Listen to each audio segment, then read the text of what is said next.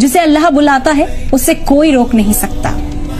कभी कभी इंसान सिर्फ एक ख्वाहिश लेकर चलता है और अल्लाह उस ख्वाहिश को मंजिल बना देता है।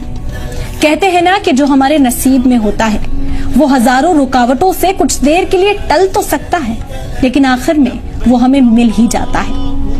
इसी की एक जीती जागती मिसाल सामने आई लिबिया से। आमिर अल मेहदी मंसूर अल गद्दाफी जो हज के लिए निकले थे, लेकिन उनका नाम गद्दाफी उनके रास्ते की दीवार बन गया।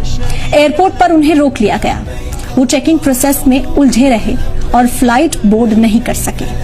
वो सिक्योरिटी से गुहार लगाते रहे कि उन्हें जाने दिया जाए, लेकिन उनकी किसी ने ना सुनी और प्लेन उनके बगैर ही चला गया। उनका दिल टूटा, आंखें भीग गई, लेकिन यकीन बाकी था। फिर अल्लाह ने वो कर दिखाया जिसे लोग करिश्मा कह रहे हैं। वही प्लेन तकनीकी खराबी के चलते वापस लौट आया, लेकिन इस बार भी बहुत गुजारिश करने के बाद भी पायलट ने उन्हें प्लेन में चढ़ने की इजाजत नहीं दी।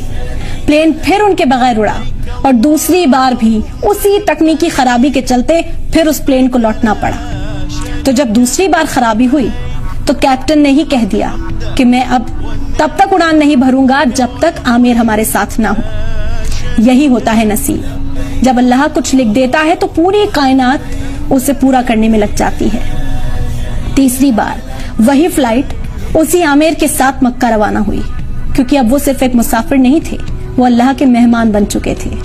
आमिर ने बस इतना कहा, अगर हज मेरे मुकद्दर में लिखा है तो कोई ताकत मुझे रोक नहीं सकती। उनकी कहानी आज हर उस दिल को हिम्मत देती है जो मुश्किलों से हार रहा है, क्योंकि जो हमारे नसीब में होता है वो मिलकर ही रहता है, चाहे जमाना कुछ भी कर ले।